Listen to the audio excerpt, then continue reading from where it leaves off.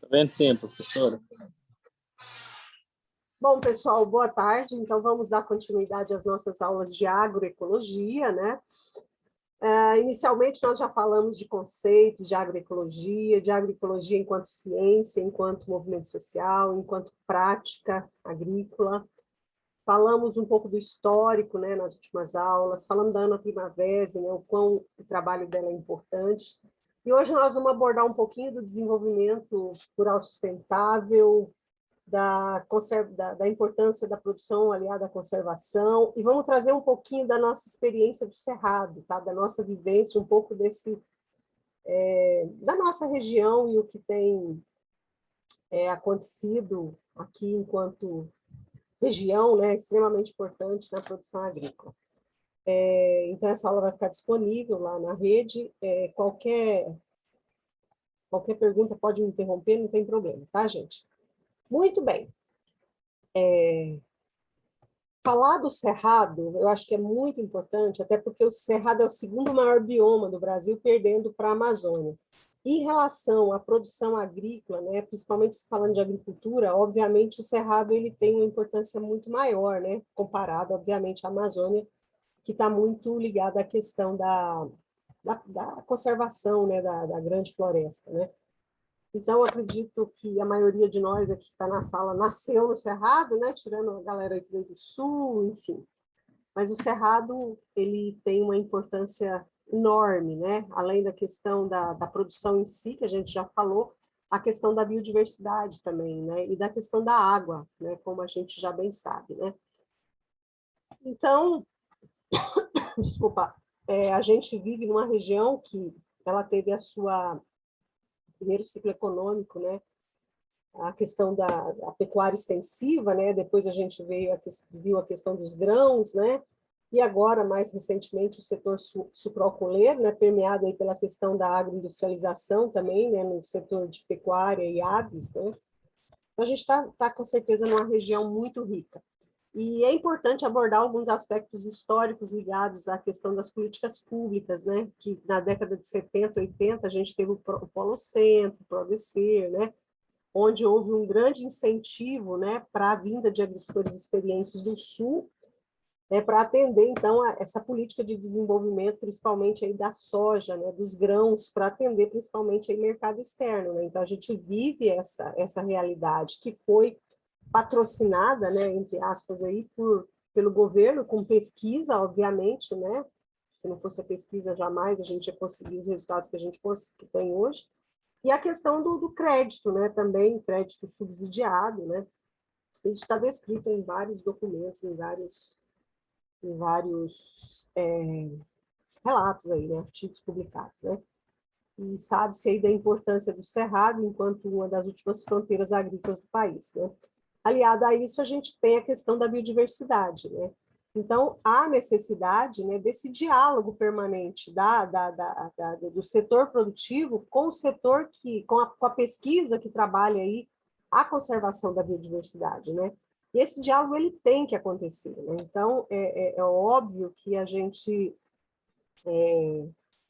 que esse tema é muito importante, principalmente dentro da nossa disciplina, né? Então, a primeira coisa é a gente falar um pouco do bioma do Cerrado. Eu acredito que em outras disciplinas, né, outros professores já tenham falado isso com vocês, né, mas o Cerrado ele não é só um, né? A gente tem desde as formações savânicas, né, as formações campestres até as florestas, né? O Cerradão, então a gente tem a mata ciliar, a mata de galeria, a mata seca, o Cerradão, né, que são as formações florestais. Daí a gente tem as formações savanas, né? Dentro do cerrado sentido estrito, ou senso estrito, a gente tem a formação do cerrado, que a gente tem o cerrado tipo, o cerrado ralo, o cerrado rupestre e o cerrado denso, né? E tem a ver com a altura, tá vendo? Do dossel das plantas. Esse artigo que eu vou estar abordando aqui hoje, gente, é um artigo publicado pelo Ribeiro num livro da Embrapa, eu tenho esse livro, tá? Então, assim, é o artigo mais clássico que fala da fitofisionomia do cerrado, tá? E aí a gente tem o cerrado no sentido amplo, né, que vai desde as formações campestres até o cerradão, né? Aí a gente tem também aqui os campos de Morunduns, né, o Campo Sujo, Campo Limpo, as veredas, né, o Parque Cerrado também. palmeiral, né, que são as palmeiras, aqui as veredas, que tem os buritis, né? E a gente tem uma unidade de conservação aqui que tem quase todas essas formações, né? Que é muito bacana, o Parque Nacional das Emas, tá, gente? Então, e cada uma dessas fisionomias, né, fitofisionomia, a gente tem determinadas espécies vegetais que são predominantes, né, que se caracterizam essa paisagem, né? E mineiros, né, olha que mineiros, né? Esse aqui é um trabalho feito pela Auredes, né, que tem nossos ex-alunos aqui do curso de agronomia, né, Renato e outros, né, coleguinhas nossos que estão lá. Então, Mineiros está aqui, ó, bem na região central do Cerrado, né? E se a gente pegar mapas de divisora de águas, né, então a gente tem a grande bacia aqui do Tocantins, que vai fazer parte da bacia da Amazônia, né? Aqui é Beiradinha, bacia do Paraguai, né? E aqui é a bacia do Paraná, né? Bacias do Platina aqui. Então, a gente está numa região cumeira, né? Divisora de águas, né? E está aqui o Parque Nacional das Emas, aqui, todo enorme, aqui, compondo aí 10% do nosso município, né? Aqui tem uma situação do Cerrado, né? Nos últimos anos, aqui está Emas, né? E aqui um trabalho que a Auredes fez muito legal, né? Em 73, 89, é o parque agora, 2001, né? 2030, né? Então, é muito bacana, né? E a gente vê a questão das chuvas, né? Das mudanças climáticas, né? Enfim, a gente está vendo aí sofrendo, né? Agora começam as águas, mas logo vem também um veranico em outubro, né? Isso está sendo comum, né? E aí o pessoal planta, fica com medo, enfim. Então, falando de água, né? A gente tem também o aquífero Guarani, que nós estamos em área de recarga, né? Olha que legal, que esse cor de rosinha aqui. O aquífero Guarani é o segundo maior aquífero do mundo, né? O alter do chão é o maior em quantidade de água, mas extensão maior é o Botucatu, né? E aqui a gente está em área de recarga, né? Que é onde o aquífero, o grande aquífero é abastecido, né? Então a gente participou de um projeto, eu tive a oportunidade de participar de um projeto enorme, né? Quase uma década de projeto aqui nessa região. Isso tudo, né, para pensar nessa perspectiva do desenvolvimento sustentável, né, que é aquele que a gente está trabalhando os recursos naturais hoje, mas garantindo para as gerações futuras acesso a esses recursos, né? Então, a manutenção da fertilidade do solo, né, a água. Aqui a gente acha que está bonito, né, mas olha só o assoreamento, olha aqui onde é que está a terra, né, ou tanto de terra que desceu e veio e assoreou essa nascente. Vocês percebem aqui? Olha o Buriti. Onde tem Buriti, tem água, não é? Agrônomo tem que saber disso. E aí a terra caiu lá de cima e quase que afogou aqui o Buriti, né? Então, a erosão é um problema muito sério, né? Então, o bioma cerrado, ele é um bioma muito rico em biodiversidade, né? Seja espécies vegetais, aves, mamíferos, enfim, né? É uma riqueza, répteis. Então, aqui, né, como se classificou, né, inicialmente os sistemas brasileiros, biomas brasileiros, né? Então aqui vem o nome da Auredes, né? Auredes é a província dos Cerrados, né? Onde o von Marcius, né, lá em 1800 classificou a Amazônia, a Floresta Atlântica, o Cerrado, né?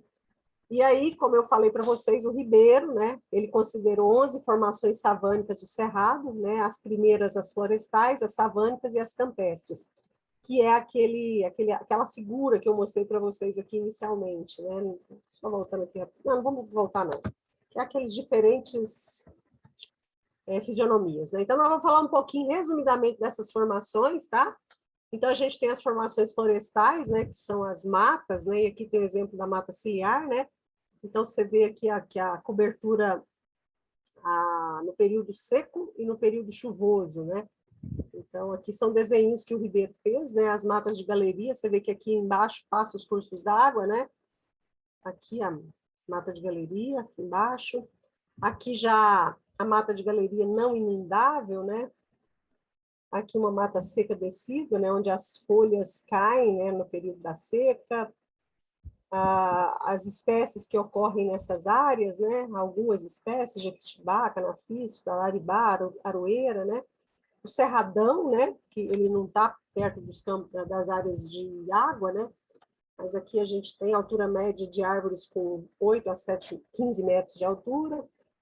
Já as formações savanas, né, já não formam um dossel contínuo, né, não existe aquela floresta, né, olhando de cima, né, as árvores são mais esparsas, né, e aí tem vários tipos, a gente tem também 3 tipos de fisionomia, né, o cerrado sentido estrito, o parque cerrado, palmeiral e a vereda, né, aqui o exemplo de um cerrado sentido estrito. Aí tem a divisão, né, não vou entrar em detalhes aqui, mas só para vocês terem ver como é que se divide aí o cerrado, né? Aqui o que eu mais adoro, que é o cerrado rupestre, né, de pedras. O Parque Cerrado, que é os Campos de Murunduns, né, que é bem interessante. Continua o Palmeiral, né, que são as palmeiras, Macaubal, Guerobal, Babaçual, né? Então a gente vê muito isso no cerrado também, com diferentes palmeiras, né? E a vereda, né, onde tem Buriti, tem água, né, que é maravilhosa. As formações campestres, né, Campo Sujo, Campo Rupestre, Campo Limpo, né, Parque das Emas, por exemplo, né? Olha que legal. E as formações campestres com os campos inundáveis, né, os campos úmidos, os brejos. Muito bem. Então, diante disso, né, a gente tem dentro da nossa agronomia, das ciências agrárias, o desafio da produção agrícola aliada à conservação da biodiversidade, né? Então, está aí o tão famoso nosso Instituto Onça Pintada, né? É legal, estou fazendo lá o paisagismo é de lá, tá, gente? Então, muito bacana o trabalho desses meninos, né? Da Ana e do Leandro. Muito bacana. Eles trabalham na conservação do maior mamífero das Américas, né? Que é a onça pintada, né? E aí, se a gente... Peraí, o que eu fiz aqui? Peraí, gente, onde que eu estou? Tá. Tá. Isso aqui são os corredores de biodiversidade, né? Que não adianta a gente ter áreas de cerrado isoladas, né? Sem conexão, né? Para não ter os bichos, né? Não transitarem aqui, e mesmo para a conservação das espécies, né? Então a gente tem que ter fragmentos de cerrado bem conservados, manter as matas ciliares e as matas de galeria, criação de faixas natural no entorno dessas matas de galeria, ou seja, as reservas legais, né, elas prioritariamente elas serem conectadas a essas áreas de APP, né, manutenção das reservas particulares e os alternativos em áreas especiais, né. Então, aqui a gente tem um exemplo, né, do fluxo gênico, né, dos bichos poderem transitar, né, um trabalho muito bacana que são esses trabalhos dos corredores de biodiversidade. O pessoal do IOP, né, lá do Onça Pintada, trabalha no corredor de biodiversidade Araguaia-Amazônia, né? Então, toda essa área imensa aí, né? Então, esses corredores ecológicos, né, eles possibilitam o maior trânsito de animais, a dispersão de sementes, intercâmbio genético entre espécies de fauna e flora, preservação da biodiversidade, proteção de rios, proteção do solo, equilíbrio do clima, recuperação da paisagem, enfim.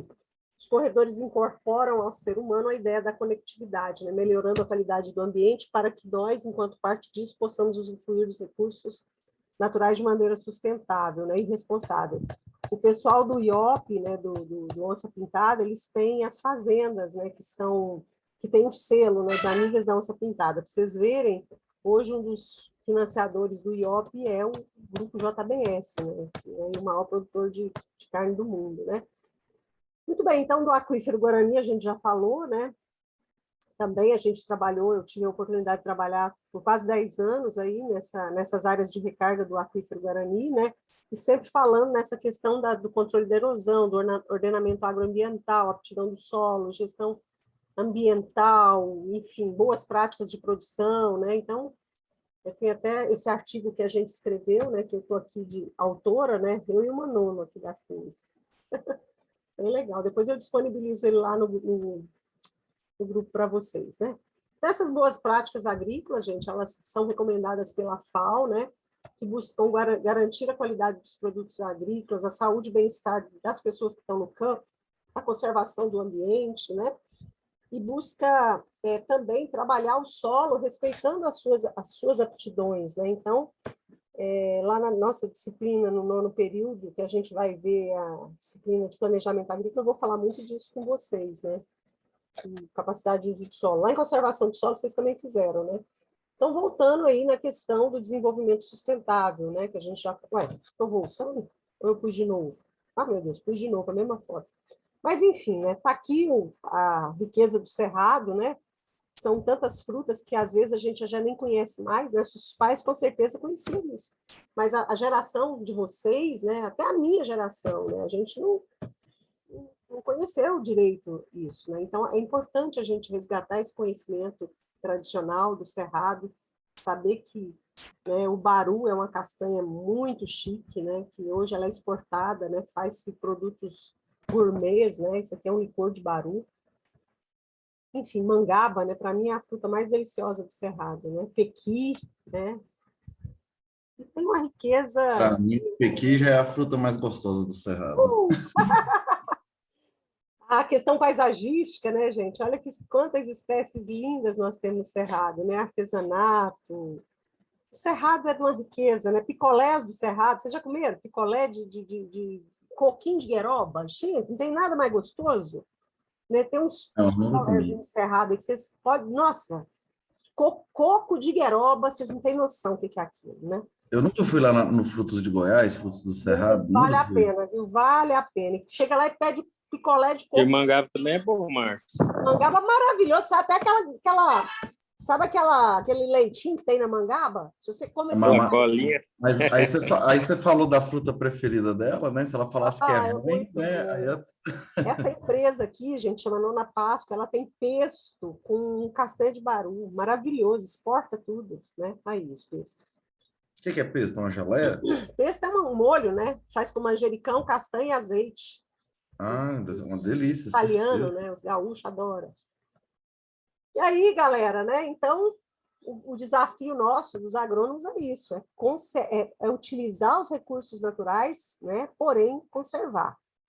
Essa foto aqui, eu tenho ela, viu? Essa foto está comigo. Dom Érico tirou ela em 1980, tá vendo? Então, quando chovia, o Rio Formoso ficava marrom. Hoje chove, olha o Rio Formoso, a cor que fica, nunca mais sujou, né? É porque escorria água devido... é porque escorria terra devido à lixação, né? Erosão, né? Erosão. E depois de trabalho, né, que eu tive a honra de participar, né, e os próprios agricultores, consciência, né, também. Hoje pode chover e esse rio nunca mais sujou. Vocês podem ver que o volume de água nem aumentou, tá vendo? Olha, a água nem aumentou muito, aumentou um pouquinho, mas ela nunca mais sujou. Sim, aí, Bruno, pode você ver aqui, ó. Essa curva é mais famosa. Ó, a foto dos anos 80 que você está falando, né? O parapeito estava com algas, né? Estava morfado. Na foto aqui já trocou, né? Essa foto aqui foi eu que fiz muito tempo depois, né? Ó, aqui só tinha um buriti, ó, aqui já tem outro, ó. Né? Tá vendo? E como é no parque, quando a vegetação é preservada, dá para você fazer essas comparações, né? O lado esquerdo da foto mesmo, a gente não vê muita alteração. Né? Exatamente.